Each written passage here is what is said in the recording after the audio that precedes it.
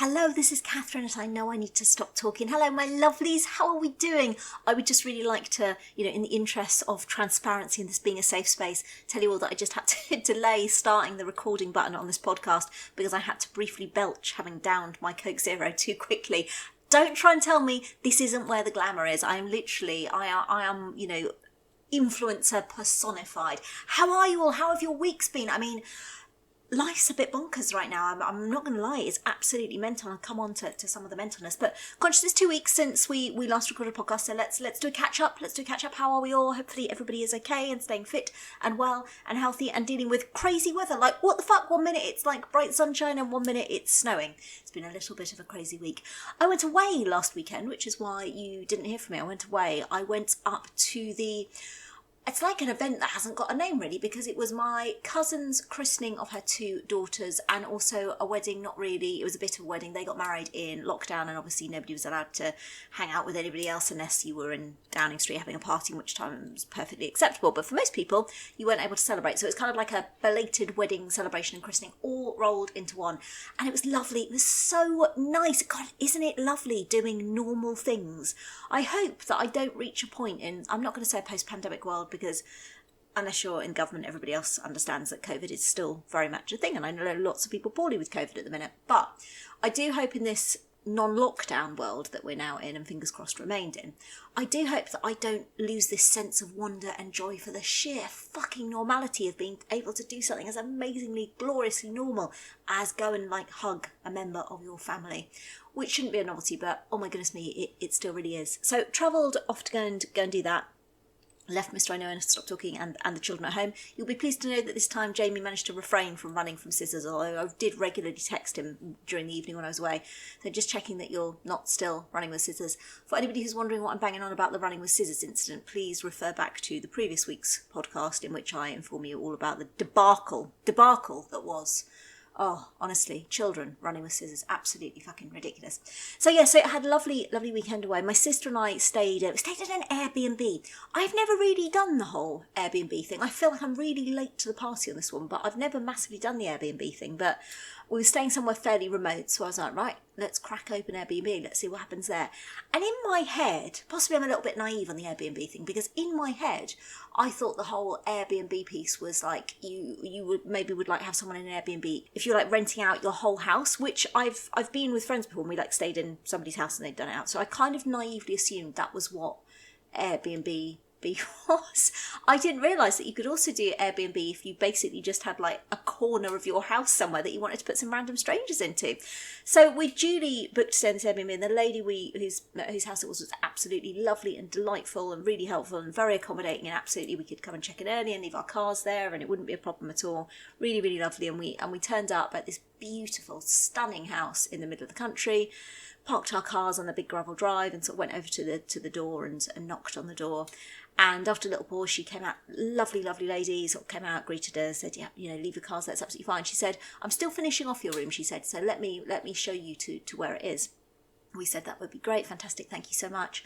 And she basically let us into her house, walked us through her dining room, and then there's like a little door just off the dining room, and she was like, here you go, here's your bedroom. And Father Ted and Dougal's bedroom in Father Ted, like with the little twin beds and everything, it was like an upmarket version of that. I mean, it was absolutely stunning and beautiful and hilarious, because I was like, I'm literally just staying off your dining room. I mean, fair play, if you do Airbnb and you're cool with strangers just sleeping in a room off your dining room, fair play to you. And she was absolutely lovely, could not have been more accommodating. So to the lady whose Airbnb we stayed in, thank you very much. It was a lovely experience. Obviously, as sisters, we reverted to type quite quickly, sharing bedroom, and slightly terrified of ever waking my sister Helen up. Particularly, she's got young children, so kind of the fear in the morning if I had to get up early, because obviously Beth had football, so I had to get up ridiculously early to get her back to her match. So creeping around this bedroom with Helen, who sleeps like a madwoman. I'm sorry, Helen, I'm just going to put it out there. You sleep like a madwoman. Helen sleeps, I sleep with an eye mask on, which, is kind of like nice, and you can block out the world and pretend it's not there. That's quite nice. Helen sleeps with like a t-shirt wrapped around her head, and as we were going to sleep sort of on the Saturday night, she reminded me that she does this crazy practice. Well, I said, have you ever thought of, getting an eye mask? She's like, no, because it's not the right level of tightness. Anyway, so I was the next morning very conscious of Helen with a t-shirt around her head, creeping out the room because, I'm still very, very scared at the thought of inadvertently waking Helen up. But all was well. But yeah, it was lovely. It was a really, really, really lovely trip and just so normal. And then today, more normal things have been happening. I went this afternoon with Jamie and with his girlfriend. We went into the nearby town to go and see an amateur production of Oliver, which some of Jamie's school friends were in the production. And, I mean, I love theatre anyway. I love a good sob at theatre, and I think Jamie was a bit like, come on, Mum, you're not going to cry at this because, it's just amateur and he named his friends. And I was like, don't know, Oliver's very sad. Spoiler alert for people who haven't seen it. Doesn't end well for some of the cast at the end. I said, oh no, it's very sad. And he was like, for goodness sake. Anyway, so we sat in the front row and we got to the end and he turned to look at me and I'm literally, I was going, it's very sad. He was like, I don't know how to help you. I just said, it's very sad. I also had one of those moments going off to see Oliver. I feel a bit bad confessing this in case this person is listening to this podcast, but I don't think they do. And if they do, I think you'll find the humour in this. So in the interval, halfway through Oliver, I'm still just about holding it together because we haven't got to the really sad bits. And I sort of turn around and scan the auditorium and I see somebody frantically waving at me, really, properly waving. And I kind of assumed that they were waving at somebody behind me. So I sort of turned around and is there anybody there? And there's nobody there. Okay, cool. And they carry on frantically waving at me. And then they come over and they're like, hi, it's so good to see you. And I'm like, hi, because I like to be really polite in those circumstances, even when I haven't got a fucking clue who this person is. Then they hug me. They go, is this okay? I'm thinking, I think it's okay, but I don't know who you are. So maybe you've got some kind of restraining order out and shouldn't be anywhere near me. It's hugging is cool. So they give me a really nice hug.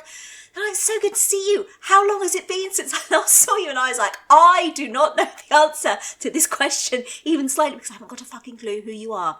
And then you listen for clues. It can't just be me who does this kind of thing, right? Then you start listening to clues and you're like, okay, so they've mentioned this and there were various people and I was like, okay, I'm narrowing it down. And anyway, we chatted for about 20 minutes. I had no clue who they were. I said, okay, it's so lovely to see you. We must catch up again soon when I found out what your name is. They went, yeah, absolutely. They went back to their seat and then we watched the rest of the production and it was very sad. I was very sad at the end. And then we stood outside afterwards being very sad while Jamie ridiculed me. And then this person came out with their spouse and all of a sudden, when I saw their spouse, I was like, oh, of course it's you. I didn't say that because then it would have given away the fact I didn't know who this person was for a full 20 minutes. It's not just me that does stuff like this, is it? It possibly is, isn't it? So yes, lockdown was awful on so many levels, but the one thing I did love is when you spoke to somebody, their name was very, very clearly stated at the bottom of their Zoom picture, and that is something I think we have lost in a post-pandemic world. Perhaps we could all encourage people to get forehead tattoos. That would be quite good. The cats have been dicks. Literally as I record this right now, Brexit, who's usually, pretty benign, is sat on the doormat in front of the front door and she won't fucking move. And I've tried to lift her up. She's not hurt. She's not injured. She's just being a dick. The Ocado man came just now and I was like, I'm really sorry. I'd love to open the door more fully, but Brexit is sitting on the doormat. And then I realised that not everybody knows we've got a cat called Brexit. So I was like, oh, Brexit, she's a cat. She doesn't like Brexit. We didn't vote Brexit. I'm sorry, is this too much information? He just looked at me like, please let me leave your property. So yeah, she's sitting on the doormat, won't move. Don't know why. Very difficult to open the front door. We had guests around last night for dinner. We had an Indian takeaway and at the end of the meal, kind of gathered up the empty containers, put them into a bin bag. We're sitting there having a nice conversation and a cup of tea and all of a sudden there's this furious growling and disemboweling noise. And I'm like, oh my God, what the hell's that? And look underneath the table and ASAP, little shit, has dragged out a garlic naan bread. She loves bread. Bengals love bread and she's part Bengal. She dragged out this garlic naan bread and was proceeding to furiously disembowel it underneath the table. So that is a nice way to make your guests feel very welcome. And Sandwich, who's usually the goodest girl, was an absolute prick last night. So I think I've shared this before, the cats at night have a lovely space to sleep in, which is just theirs. And it's warm and it's secure and it has beds and food and water and it has cat flap access to our secure garden. It's basically the ultimate Airbnb for cats. That's what this is. I would be delighted to be offered this as an Airbnb space. And usually Sandwich is a good girl. And when the other two are dicking around and running around the front of the house and scaling literally the walls, I had a friend of Jamie's dropped off for a lift to school the other day and he, very polite, opened the door and said, I'm sorry to let you know this, but did you know there is a cat on your roof? And I didn't even bat an eyelid. And I was like, oh, I'll be one of those dickheads. Yeah, come on in. But Sandwich last night clearly decided that she was going to get a piece of the action. And so in the wee small hours of the morning, and she's quite an old lady now, and I think perhaps sight and hearing and fucking common sense have gone out the window, she was sat in our, fortunately, very, very quiet cul-de-sac road, and she was just sat out the front of the house, wowling and yowling, and a proper wow, and I was like thinking, fuck, my neighbours are going to absolutely fucking hate me. So Mr. I know I need to stop talking to, one for the team, went downstairs, and I'm thinking, you've got a fucking cat flap. But no, she wanted us to open the big front door for her, upon which she, like, stalked in, and then demanded to be let back into her bedroom, which is a bit fucking cheeky, if you ask me. So yeah, the cats have been dicks, but cats, you know, that's what they do, right? It's what they do. Anyway, the big excitement of this week is that Jamie brought home a letter from school about a school trip, and it's a school trip that he's very excited about. Now, perhaps I'm going to show my naivety here at this parenting malarkey, but obviously school trips, you go through primary school, and school trips are kind of like, maybe it's a trip to the farm, or maybe you're going to see a old castle or something like that. It's along those kind of veins, right? And you usually ask for a contribution, and it's maybe, I don't know, £10, £15, something like that. Sounds about right. And you kind of get into the swing of things and stuff, and it's usually a day or half a day. It's all grand. And then, of course, Jamie's gone to secondary school, but we've had COVID, so there's been no trips going on for a little bit. And now trips, it seems, are well and truly back on the agenda. So he came in, I had some girlfriends around for a meal the other night. He came in about 9:30 brandishing this letter. He said, oh yeah, I need to give this to you. It needs to be signed for tomorrow. And I said, what is it, mate? He says, it's a trip. It's a school trip. I really want to go on it. And I said, oh, okay, well, that's nice. What is it for? He said, it's a history trip. It's not next year, it's the year after that. I said, gosh, they're very, very organised. Fair play to the school. I still don't know what I'm having for dinner in half an hour's time, and they've planned a trip in 2 years. Well done. And he said, yeah, I really want to go. My mate's going. He said, it's a trip to Germany. And I said, oh, very nice. You know, I've not been to Germany. I hear it's very nice. That's fantastic. And he said, yes, I really want to go. So can I go? And I said, how much is it? And he named a figure that I thought he'd missed a decimal point out of. So I went, give me the letter, and read down it. No, he hadn't missed a fucking decimal point out. If only he had. Trip to Germany, to Berlin, £740. £740! I said, what do you get for that? Do you get a German person to bring home and keep £740? I know there's inflationary costs of living rises right now. I didn't fucking realise hyperinflation was applying to fucking school trips. £740. Now, perhaps I'm, naive on this. I'm almost certainly naive on this, and I'm not blaming the school. I'm sure the school are getting the best deal they can. £740. So you flying in Concorde? Are you going first? Like, £740. It's a lot of money. I think that's a lot of money. Anyway, so he's gone into, the school do it that they only have a certain number of places. Not fucking surprised, because there can't be too many parents out there who are mugs enough to want to pay £740. So he goes into a ballot now, so we have to wait to see if he's made it. Is it really wrong that I've got my fingers crossed that it's saying, oh, well, darling, never mind, I'll take you on a day trip to the nearest local town, and you can pretend you're in Berlin, and it'll cost me about £5.60, which is far more the level that I expect to pay for school trips. £740. Goodness me. I've made myself sound very old there. But it did make me go, I do remember that. Like, school trips as a kid are brilliant. I mean, I never did an extended trip away like that for £740. I never did that, ever. Because £740 back then would probably have brought you a house, maybe even a country. Maybe I could have bought Berlin for £740 back then. Berlin's not a country, is it? It's a city. I do know that, just... Obviously, geography not my strong point, but I do know that. But I do remember the excitement of school trips as a kid, and sort of the things that stood out. Someone being sick on the coach. I mean, that was always a winner, wasn't it? If someone was sick on the coach, provided you weren't sat next to them, in which case that was like the shittest school trip ever. But if somebody at a good distance away from you on the coach was sick on the trip, that was a treat. I remember several school trips, often when we were only travelling like about 10 minutes down the road, people being sick in buckets on the school coach. That was always a treat. One of my favourite school trips was at the end of, must have been year 10 or year 11, and I think we were working hard for exams, and so the school had kind of arranged a school trip for us all to go to Alton Towers, to the theme park, and we were all very excited. And because of the number of kids going, they were taking 2 coach loads of girls, and then there was like a little overflow of, I think there were about 9 kids they couldn't fit onto the coaches. So they said, well, for 9 people, we're going to take the minibus. And if you want to go on the minibus, you put together a group and you make an application to the PE department, and we'll select one group to take on the minibus. Obviously, the idea of going on the minibus with just your best mates was the coolest fucking thing on earth. very fortuitously, my two best friends were like the stars of the PE department. So we were a fucking shoo-in, basically. We put together our group. We got the minibus, people. We got the minibus.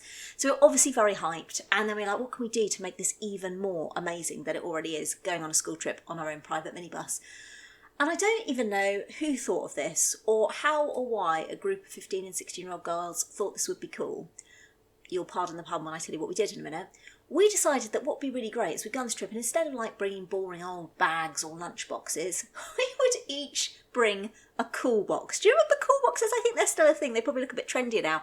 Back then, in the 90s, they were huge, fuck-off, massive plastic boxes with a carrying case, and I've got the absolute best photo of all 9 of us stood outside the front of what was, it was a state school, it was quite a posh state school. We're all stood outside it, and we're all carrying a massive fucking cool box each. Honestly, it's one of my favourite photos ever. And so we all piled onto this minibus with a cool box each. I don't know why. It was one of those glorious moments from your teenage years when, yeah, you just go, what the fuck? What the fuck? It was absolutely fucking, that's one of my happiest school memories. That was the best bit of the day, because then we went on rides, and I'd never been on rides ever, and I didn't know why I'd never been on rides, but the moment I got on a ride, I knew for certain all of the reasons I'd never been on a ride, because rides, in my opinion, are absolutely fucking awful.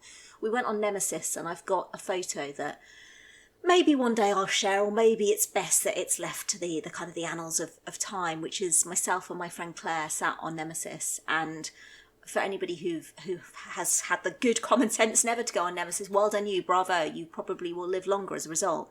Because I'm quite a small person, I'm only 5'1" 3/4", and back then I was really, really, really tiny, and so I got on this ride, and it obviously goes up in the air and around and back, and horrendous. Well, the G-force, I can only swear it just pulled my face forward. It pulled my entire face and my body forward. So there's this photo of me and Claire. I mean, she looks absolutely fucking terrified, rightly so. I look like I'm trying to do some kind of contortionist trick, as I'm like folded up in my seat with like my eyes shut and my lips and tongue hanging out. I mean, it's fucking hideous, but so was the whole Nemesis experience. And ever since then, I've never been on a big ride ever, and have no intention of doing it, because it's absolutely fucking awful. But hey, I had a cool box to look forward to when I get back into the minibus, so it was not all bad. And of course, school trips gave me my first ever trip to my beloved Royal Albert Hall when I must have been 9. And we went with school to, used to do something called the school's proms, and we went to the school's proms, and I can still remember walking into that auditorium, and my dad had told me to watch out for the mushrooms. Didn't realise that he didn't mean actual mushrooms, he meant the mushrooms on the ceiling. He said, watch out for the mushrooms. And I can still remember walking in and sitting down, we were sitting in the stalls, and I can just remember going, wow, this is amazing. And back then, probably cost me about 27p as opposed to £740. £740, fucking hell. So yeah, keep your fingers crossed for the ballot, and depending on whether you're more on my side or Jamie's side, keep your fingers crossed in a certain direction on the ballot. I shall report back. No football this morning, unusually coming to the end of the season, so no game this morning. And Beth had a bit of a shitty start to her day, really, and just was really upset, which is quite unlike her. So I did genuinely what for me was quite a good bit of parenting, which was not to sit down and try and chat about it too much. I thought, oh, it's Beth, how will I get through to Beth? So Beth and I and her football went up to the park, and it's amazing, isn't it? It's amazing the power of, it was a sunny day, we're in a park, we had a football, and we kicked a ball around, and she just started chatting as we were kicking the ball around, and within 20 minutes she was laughing and smiling and back to being Beth. And like, the power of a bit of exercise and fresh air, like, it's an amazing thing, right? It's, I need to take that. It's been, yeah, I'm not struggling, but life is a bit bonkers right now. There's a lot going on. I'm struggling to prioritise, and actually looking at the difference that 20 minutes made to Beth outside in the fresh air kicking a football. I mean, let's be clear, I think Beth and I are somewhat different when it comes to levels of football prowess, as one of Beth's brilliant teammates said to me when I was warming Beth up before a match a few weeks ago, and I was quite proud of myself. I was doing quite well. I was kicking the ball in a straight line, and Beth's mate came running across the football pitch, and she went, morning. She went, you're crap at football, aren't you, Catherine? In very cheerful tones. And I said, yeah, no, you're right. I am pretty crap at football, but maybe a bit more time spent outside with the football is just what I need. Right, Saturday night, I'm going to go and decant my Ocado cat food into the box that it lives in a vague attempt to try and cat-proof it. I don't know why I fucking bother. ASAP, we'll just go and find another naan bread and disembowel it under the table when we have guests. Ideal. And then I'm going to spend my Saturday night basically providing a taxi service for my children. I have to take Jamie and his girlfriend somewhere, and Beth's with her big sister watching a film somewhere else, and I'm just going to drive them back and forwards, and then go to bed and wonder how to raise £740 for a school trip. So don't try and tell me I am not a proper grown-up right now. I am adulting so hard right now, so hard. I hope you're doing okay. I hope you're all okay and well and keeping safe and enjoying the sunshine and taking a football out, or your football equivalent when days and things are a little bit tough. Look after yourselves, stay safe. I'll speak to you all next week. Lots of love. Bye-bye.